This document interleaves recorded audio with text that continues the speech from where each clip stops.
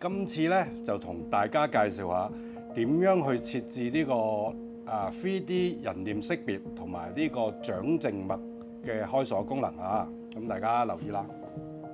咁一樣啦，同之前 set 指紋同埋密碼一樣，都係入咗個管理員密碼，入咗去佢個設置菜單先。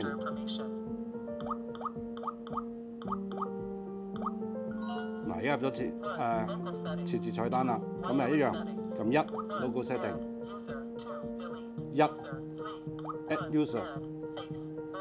嗱，咁就撳第一個就係呢個掌紋同埋人臉識別嘅設置啦。咁我撳一咯喎。咁而家佢叫你擺你個面喺個 camera 嗰度，咁我哋而家試下啦。咁樣望住佢，佢叫你向上望，咁叫你向下望。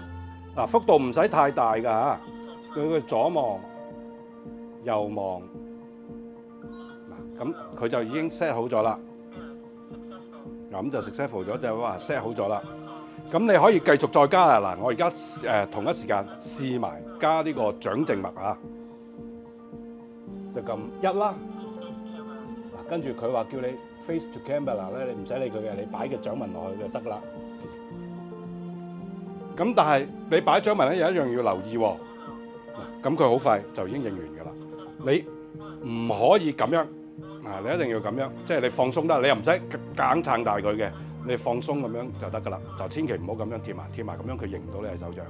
你咁樣放鬆得㗎啦。嗱，咁而家試下我哋嗰個掌靜脈，頭先輸入咗落去，睇下開唔開到門咯喎。咁啊，開咗門啦。咁啊，大概咁嘅距離度啦嚇，大家記住啦。咁同埋咧，你見到佢係即係你大概咁樣，如果你咁樣，佢可能影唔到你咯。咁你見到嗰個camera。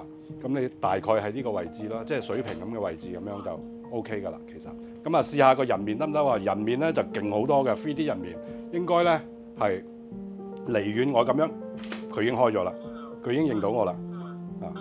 咁我哋不如揾個 KTV 出嚟睇下佢影佢開唔開到門啦。